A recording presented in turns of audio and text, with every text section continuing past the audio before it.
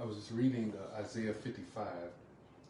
Come, all you who are thirsty, come to the waters, and you who have no money, come buy and eat. Come buy wine and milk without money and without cost. Why spend money on what is not bread, and your labor on what does not satisfy?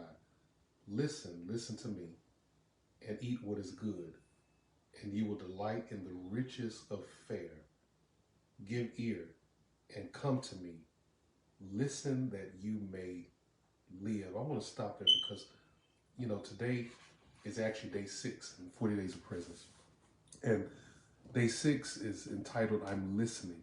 Now, this was challenging for me, um, you know, just because this whole idea of God speaking to you and you're actually hearing God and you're listening to God. Let me share a personal testimony with me. I remember years ago when I first met my wife, and she would say, "The Lord said, Lord said, Lord said this, Lord said that." And I said, "Listen, God doesn't speak like that anymore. He doesn't do that. You hear him through the word." And I was right, but she eventually just stopped saying it because I would challenge her every time. I know, you're supposed to pray to God, but He, confirms things through other people, through circumstances, right? And so, to make me feel comfortable, she basically stopped saying God said. She would say, I feel that we need to do this. It was always strange that I was more comfortable with her talking about her feelings than talking about what God said. Well, one day I was actually at a service, and this preacher was up preaching, was a prophet, and I went just to show support because I didn't believe, in all that stuff. But I noticed something.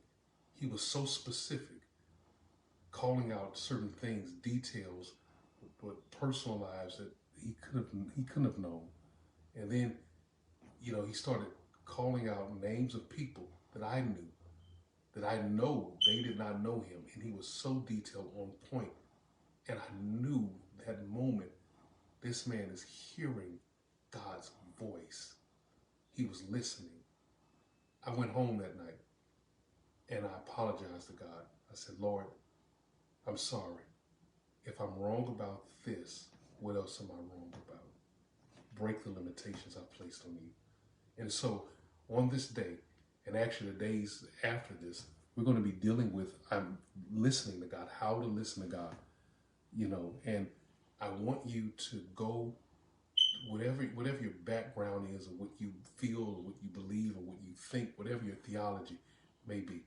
I want you to go to this day and say, "Lord, I'm listening.